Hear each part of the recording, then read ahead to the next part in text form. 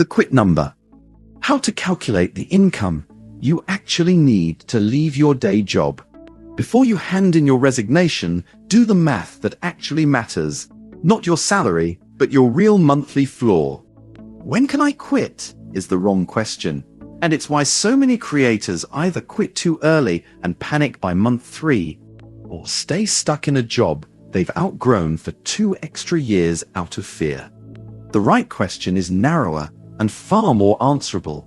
What is the smallest amount of money landing reliably that lets my bills clear every single month? That number, not your current salary, not some round figure you picked because it sounded nice, is your quit number.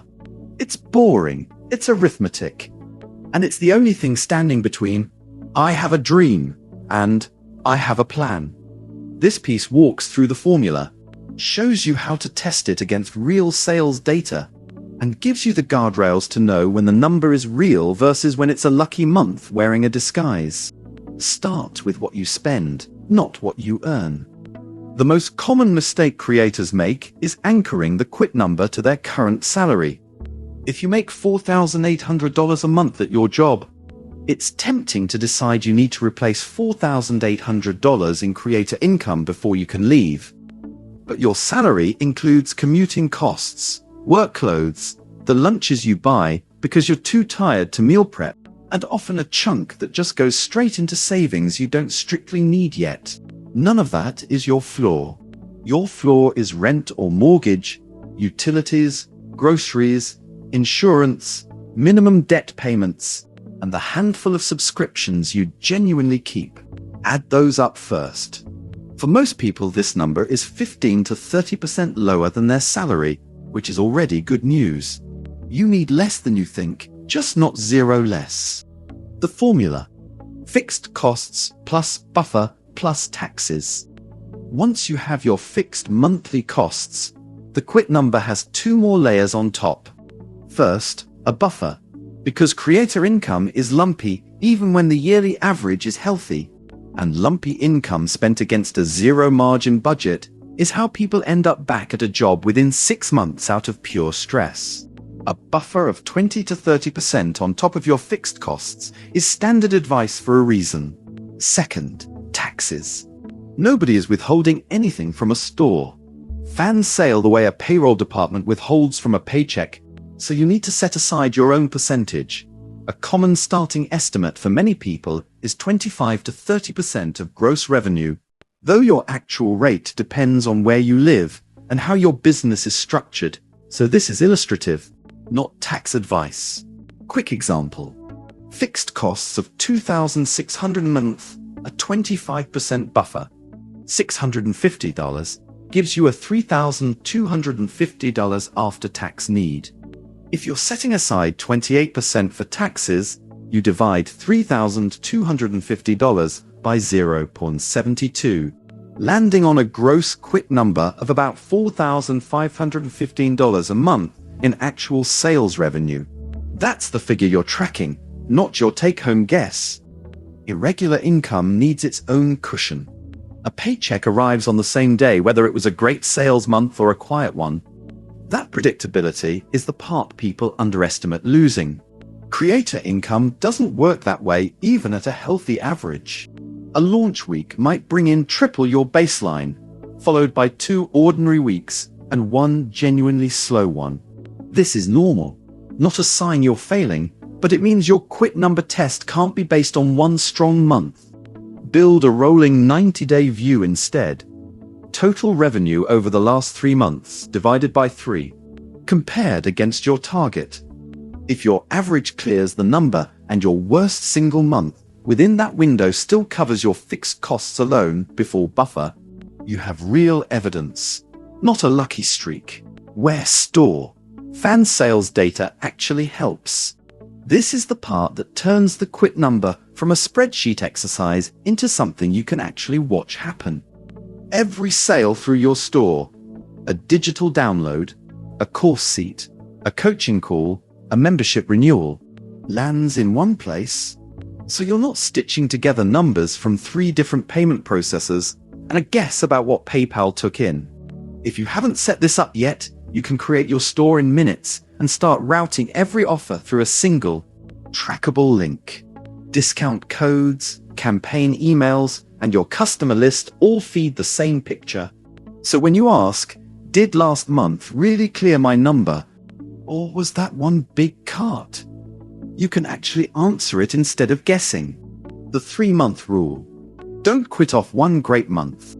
A single 30-day spike, a viral post, a holiday sale, a single high-ticket coaching client tells you what's possible, not what's sustainable.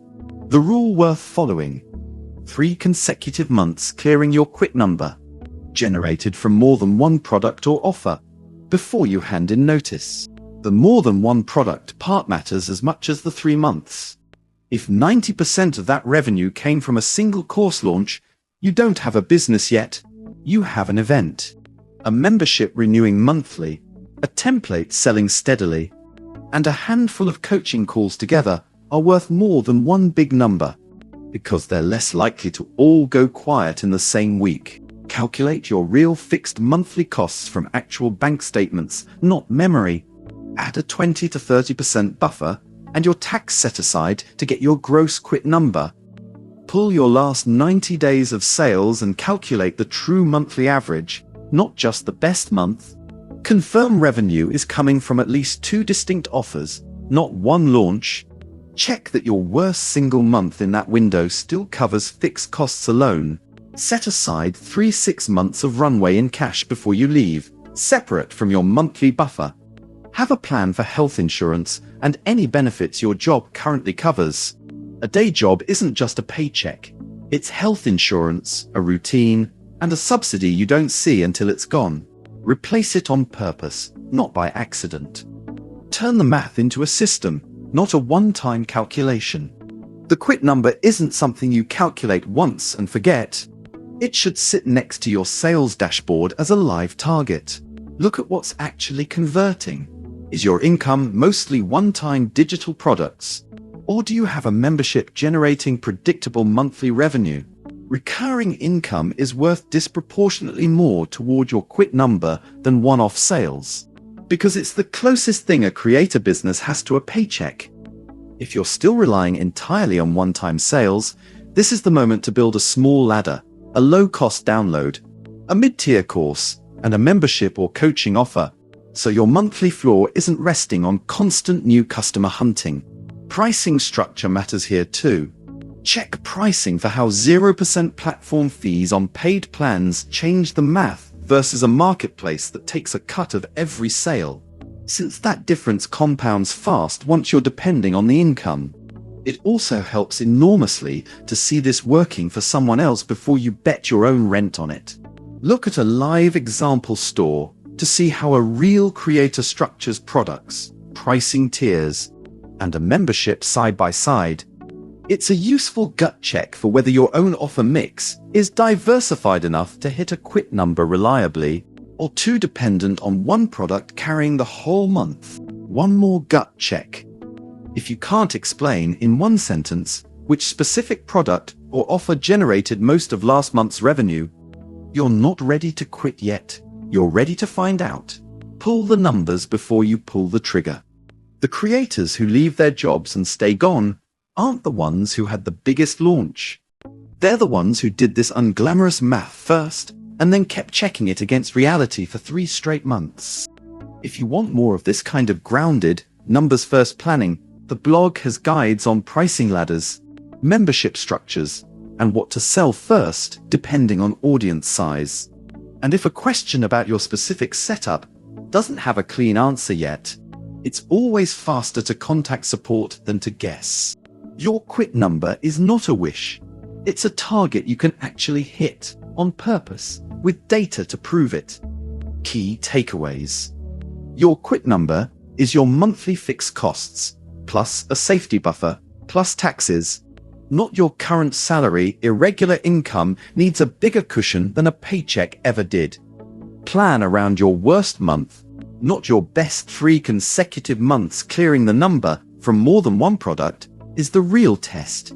One great launch doesn't count. Track this against actual sales data, not vibes. A dashboard beats a gut feeling every time. A day job stability is a hidden subsidy. Replace it deliberately before you let it go. Start your creator store, free at store.fan.